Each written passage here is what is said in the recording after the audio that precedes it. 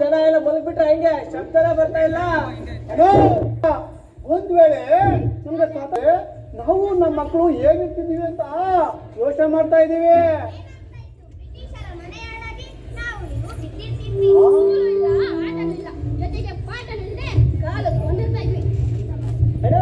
ಮತ್ತೆ ವಾಟ್ಸಪ್ ಅಲ್ಲಿ ಫೇಸ್ಬುಕ್ ಅಲ್ಲಿ ಗಾಂಧೀಜಿಯವ್ರ ಬಗ್ಗೆ ಏನೇನೋ ಅಂತಾರಂತೆ. ನೋಡೋಣ, ಗಾಂಧೀಜಿಯನ್ನ ವಿರೋಧಿಸುವ ತಲೆಗಳಿಗೆ ಮಾತ್ರ ಗೊತ್ತು. ಗಾಂಧೀಜಿಯನ್ನ ವಿರೋಧಿಸಲು ಕಾರಣ ಅವರ ಮನಸ್ಸುಗಳಿಗೆ ಗೊತ್ತಿಲ್ಲ. ಆ ಮಹಾತ್ಮರನ್ನ ವಿರೋಧಿಸಲು ಕಾರಣ. ಸುಮ್ಮನೆ ಹಾಗಾದ್ರೆ ಈ ದೇಶವನ್ನ ವಿಭಜನೆ ಮಾಡಿದವರು ಯಾರು? ಅಣ್ಣ, ನಿಮ್ ಮನೆಗಳಲ್ಲಿ ಅಣ್ಣ ತಮ್ಮಂದ್ರೆ ಜಗಳ ಆಡಿದ್ರೆ ಏನಣ್ಣ ಮಾಡ್ತೀರಾ? ಏನ್ ಮಾಡ್ತೀವಿ? ಅವ್ರು ಪಾಲ್ ಕೊಟ್ಟು ಬೇರೆ ಬೇರೆ ಮಾಡ್ತೀವಿ. ನಮ್ಮ ಹಿರಿಯರು ಅದನ್ನೇ ಮಾಡಿದ್ದು. ಒಲ್ಲದ ಮನಸ್ಸಿಂದ ಸುಮ್ಮನೆ ಇದ್ದು ಮುಂದೆ ಬರುವ ಅನಾಹುತಗಳಿಂದ ನಮ್ಮನ್ನ ತಪ್ಪಿಸಿದ್ರು. ಅಲ್ಲಣ್ಣ, ಗಾಂಧೀಜಿಯವ್ರ ಬಗ್ಗೆ ಇಷ್ಟು ಚೆನ್ನಾಗಿ ಹೇಳ್ತಾ ಇದ್ರಲ್ವಾ? ಮತ್ತೆ ಸ್ವತಂತ್ರ ಬಂದು ಇಷ್ಟು ವರ್ಷಗಳಾಗಿದೆ, ಇನ್ನೂ ಜಾತಿ ತಾರತಮ್ಯ ಹಾಗೆ ಇದೆಯಲ್ಲ. ಕಳ್ಳತನ ದರೋಡೆ ಮಾಡೋರಿಗೆ ಕೊಡೋ ಗೌರವವನ್ನು ಕೊಡ್ತಾ ಇಲ್ಲ ಈ ಸಮಾಜ. ನಾವು ಕುಡಿಯೋ ಕಾಫಿ ಗ್ಲಾಸ್ನ ಕಿಟಕಿಯಲ್ಲಿ ಇರ್ತಾರೆ, ಹೊರಗಡೆ ನಾವೆಲ್ಲ ಒಂದೇ ಅಂತಾರೆ. ಆದ್ರೆ ನಮ್ಗೆ ಗೊತ್ತಾಗ್ತೀರಾ, ಸೆಪ್ಟಿಕ್ ಟ್ಯಾಂಕಲ್ಲಿ ನಮ್ ಜನ ನಿಲ್ಸಿ ಕ್ಲೀನ್ ಮಾಡಿಸ್ತಾರೆ. ಇದ್ಯಾ ನ್ಯಾಯ? ಅಂದು ನಮ್ ತಾತ ಮುತ್ತಾತರು ಗಾಂಧೀಜಿಯವ್ರ ಜೊತೆ ಹೋರಾಟ ಮಾಡುವಾಗ ಆ ತಾರತಮ್ಯವನ್ನ ಗಾಂಧೀಜಿಯವರು ಒಪ್ಪಿದ್ರ? ಗಾಂಧೀಜಿಯವರು ಯಾವತ್ತಿಗೂ ತಾರತಮ್ಯ ಸಮಾಜವನ್ನು ಬಯಸಲಿಲ್ಲ. ಜಾತಿಹೀನರು, ಅಸ್ಪೃಶ್ಯರು, ಅಸಹಾಯಕರು ಎಂದು ಜನರು ಅವರನ್ನು ಕರೆಯುತ್ತಿದ್ದಾಗ ಗಾಂಧೀಜಿಯವರು ಅವರನ್ನು ದೇವರ ಮಕ್ಕಳೆಂದು ಕರೆದರು.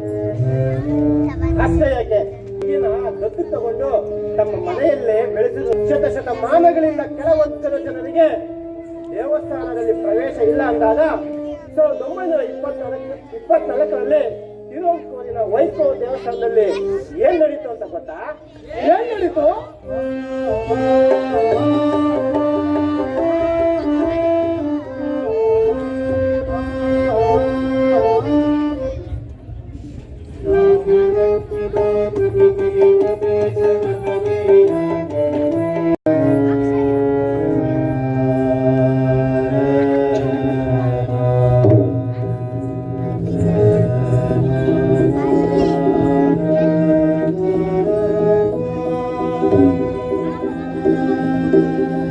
ದಕ್ಷಿಣ ಆಫ್ರಿಕಾದಲ್ಲಿನ ತಾರತಮ್ಯವನ್ನು ಹೋಗಲಾಡಿಸಿ ಸಮಾನತೆಯ ಬೀಜವನ್ನು ಬಿತ್ತರು ಗಾಂಧೀಜಿ. ಸಂತಸದಿಂದ ಭಾರತಕ್ಕೆ ಮರಳಿದ ಗಾಂಧೀಜಿಗೆ ತನ್ನ ನಿಲುವಿಗೆ ಬರದಂತಹ ಶೋಚನೀಯ ಸ್ಥಿತಿಯಲ್ಲಿ ನಮ್ಮ ದೇಶವಿತ್ತು. ಒಂದು ಕಡೆ ಬ್ರಿಟಿಷರ ಗುಲಾಮಗಿರಿ ನೀತಿ, ಮತ್ತೊಂದು ಕಡೆ ಹೆಮ್ಮರವಾಗಿದ್ದ ತಾರತಮ್ಯವನ್ನು ನೋಡಿ ಆಕಾಶ ತಲೆಗುರುಳಿದಂತೆ ಭಾಸವಾಯಿತು. ಭಾರತೀಯ ರೈತರ ಮೇಲೆ ಇಂಡಿಗೋ ಬೆಳೆಯನ್ನೇ ಬೆಳೆಯಬೇಕು ಎಂದು ಬ್ರಿಟಿಷ್ ಸರ್ಕಾರ ಆದೇಶ ನೀಡಿತು. ಸಾಹೇಬ್ರೆ, ದಯಮಾಡಿ ನಿಮ್ಮ ಆಜ್ಞೆಯನ್ನ ಹಿಂದೆ ತೆಗೆದುಕೊಳ್ಳಿ. ಹೊಟ್ಟೆ ಹಸಿವಾದರೆ ಹೊಟ್ಟೆಗೆ ಅನ್ನ ತಿಂದರೆ ಹೊರತು ನೀವು ಹೇಳುವ ಇಂಡಿಗೋ ಬೆಳೆಯನ್ನಲ್ಲ. ಆ ಇಂಡಿಗೋ ಬೆಳೆ ನಿಮ್ಮ ಖಜಾನೆಯನ್ನು ತುಂಬಿಸುತ್ತದೆ ಹೊರತು ಹಸಿದವರ ಹೊಟ್ಟೆಯನ್ನಲ್ಲ. ನಮ್ಮ ಗೋಲನ್ನು ಅರ್ಥ ಮಾಡಿಕೊಳ್ಳಿ. ಆದೇಶವನ್ನು ಹಿಂದೆ ತಗೊಳ್ಳಲ್ಲ, ಮುಂದೆ ತಗೊಳ್ಳಲ್ಲ. ನಾವು ಹೇಳಿದ್ದ ಬೆಳೆಯನ್ನೇ ಬೆಳೆಸಬೇಕು, ಇಲ್ಲದ್ರೆ ಗೆಟ್ ಔಟ್.